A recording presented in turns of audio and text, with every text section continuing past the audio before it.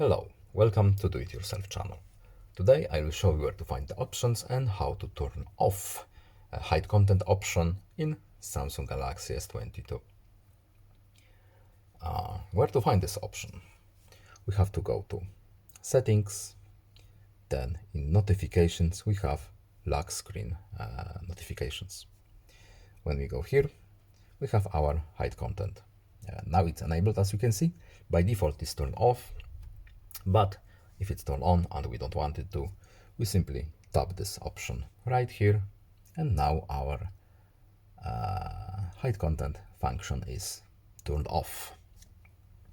No need to save, just back out, and that's basically it.